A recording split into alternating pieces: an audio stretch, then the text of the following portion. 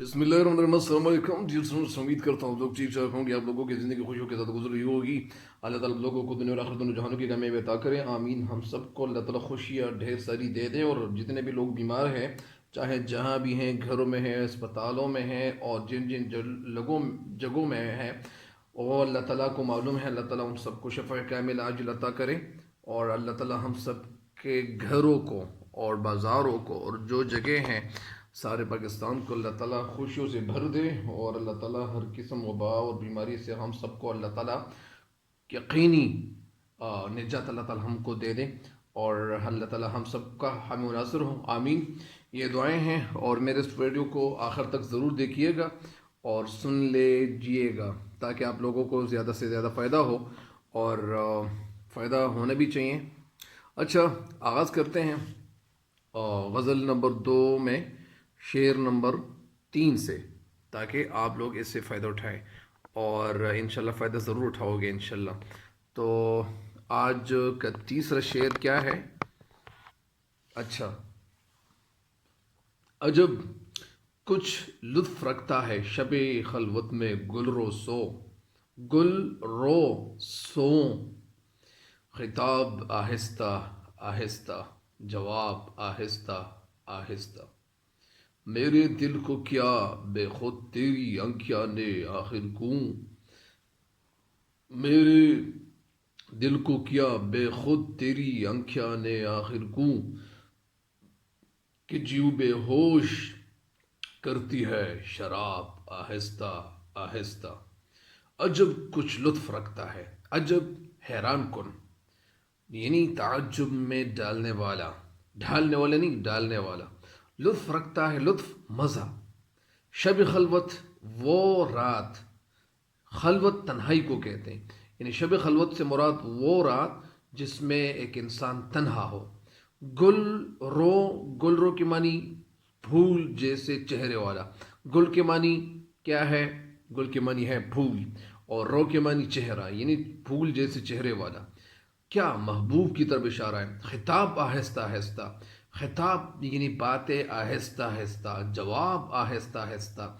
यानी इस शेर में शायर कहना क्या चाहते हैं? इस शेर में शायर कहना चाहते हैं, इसका मफहूम कुछ यूँ है कि शायर कहते हैं कि क्या हो, महबूब हो और महबूब सामने मौजूद हो, और तन्हाई हो और फूल जैसे चेहरे वाला महबूब हो, और बातें हो मेरी तरफ से और उनकी तरफ से भी।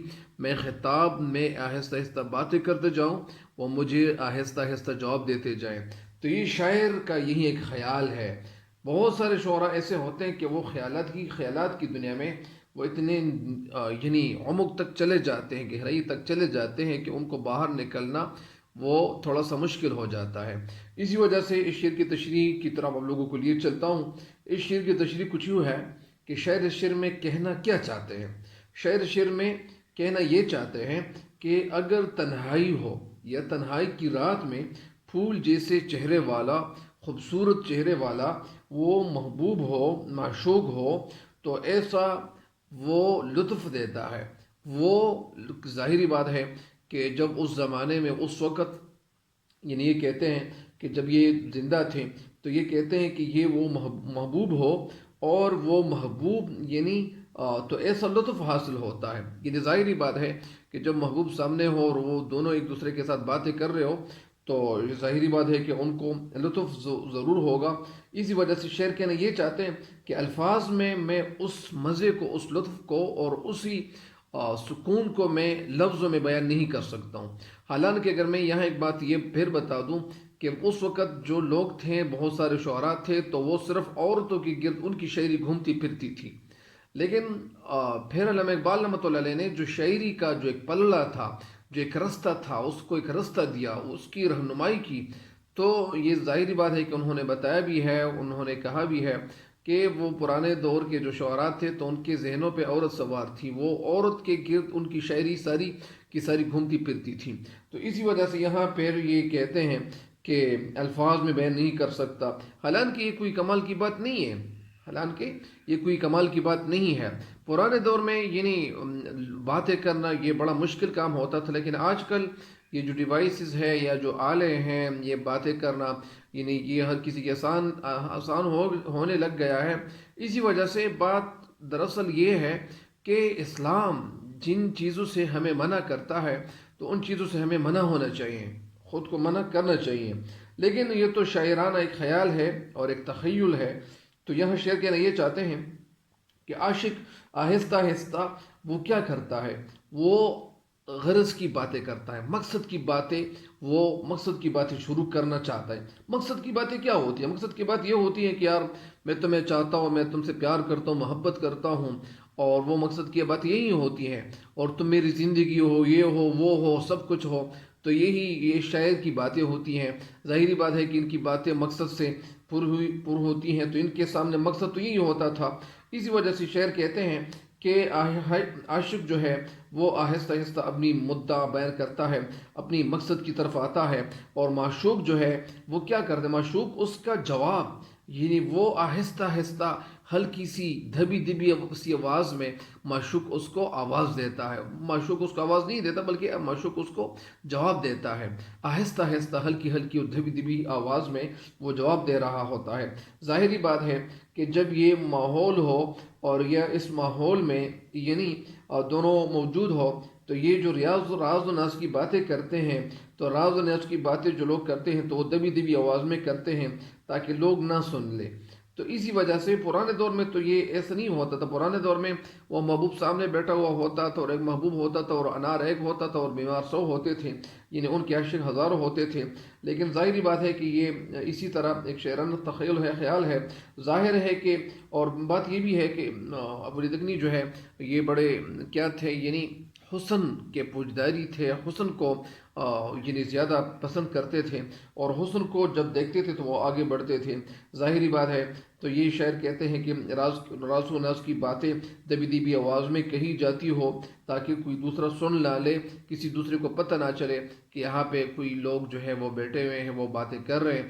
تو یہ تو تھی شعر کی تشریح، مجھ امید ہے کہ آپ کو سمجھ آ گئی ہوگی۔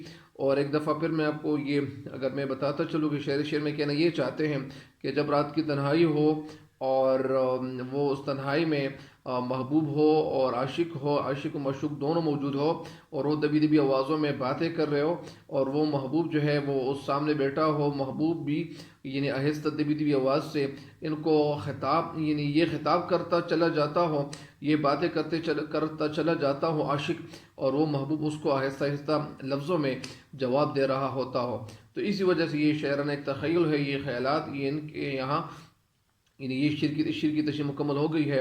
دوسرا شعر ہے آج کا، میرے دل کو کیا بے خود، دل کو یعنی دل کو، کیا بے خود یعنی بے خود کا یعنی جس کو خود نہ ہو، جس کے ہوش و حواس یعنی ٹھکانے نہ لگے، جس کے ہوش و حواس جاتے رہے، اس کو کیا کہتے ہیں؟ بے خود۔ تیری انکھیاں نے آخر کو، یعنی میرے دل کو کیا بے خود، تیری انکھیاں نے آخر کو، انکھیاں آنکھوں کو کہتے ہیں، آخر کو یعنی آخر، کہ جیوں جیسے بے ہوش کرتی ہے شراب آہستہ آہستہ۔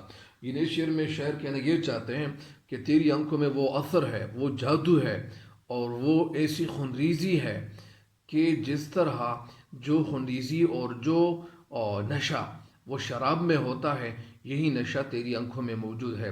ظاہری بات ہے کہ یہ تھوڑا سا ہٹ کر ہے، اور شاعر یہاں بہت زیادہ عمق تک چلے گئے ہیں۔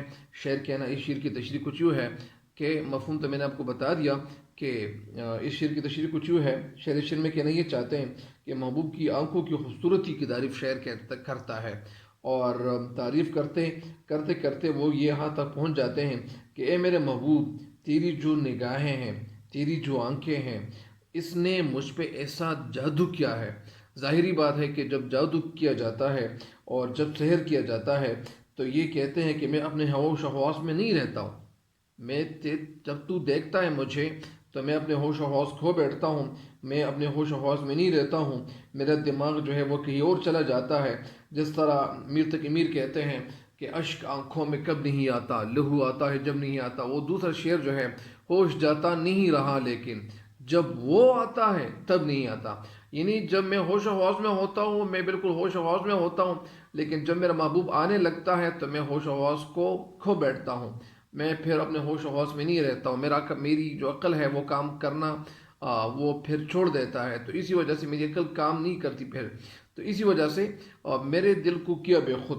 آگے شعر کہتے ہیں کہ جس طرح شراب کا جو نشہ ہوتا ہے وہ آہستہ آہستہ انسانی دماغ کو اپنی کنٹرول میں لیتا ہے، اپنی گرفت میں لیتا ہے، اپنے قابو میں لیتا ہے، اور انسانی جو دماغ ہے وہ اپنے دماغ میں لیتا ہے اور اپنے کنٹرول اور گرفت میں لیتی ہے، اور اس کی انسانی دماغ جو ہے وہ ہوش و حواس کام کرنا چھوڑ دیتے ہیں۔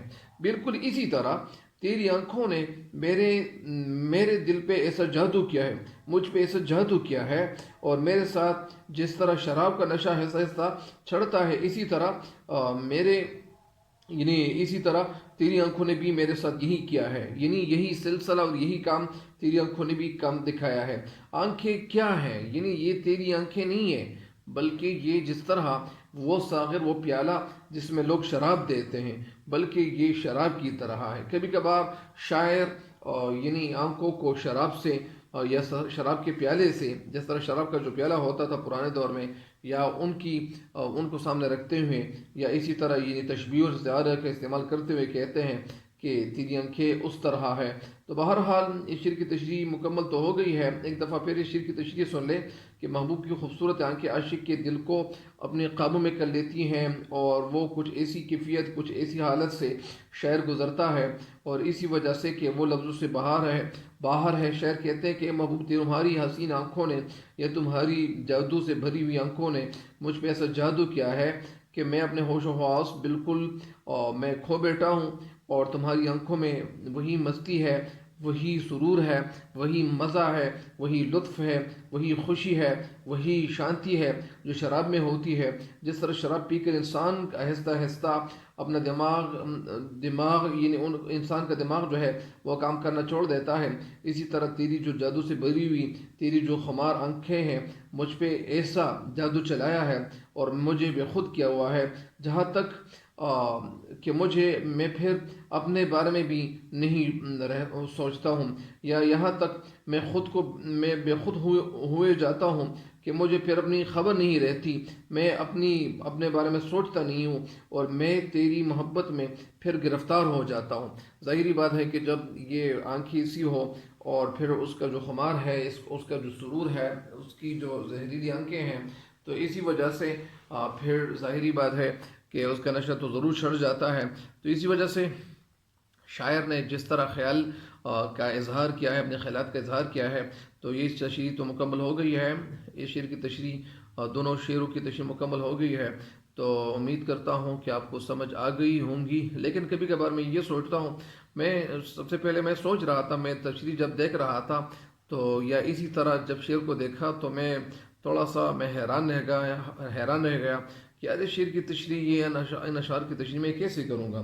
مطلب اس کا یہ ہے کہ یہ تھوڑی سی ایسی تشریح ہے کہ انسان کو یعنی کسی اور طرف لے جاتا ہے، یعنی انسان کی جو عقل ہے وہ سوچتی ہے کہ یار یہ اشعار اور یہ اس کی تشریح، یہ کیونکہ ایک اسلامی معاشرے میں ایسے اشعار کی تشریح یہ تھوڑا سا یعنی جان جوک والا کام ہوتا ہے، تھوڑا سا مشکل کام ہوتا ہے۔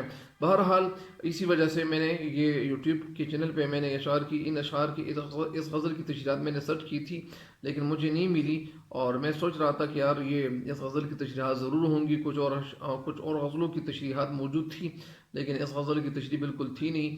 تو مجھے امید ہے کہ انشاءاللہ آپ سب جتنے بھی ہیں، اللہ تعالیٰ آپ لوگوں کو خوش رکھے، اور آپ ضرور انشاءاللہ سے فائدے اٹھائیں گے۔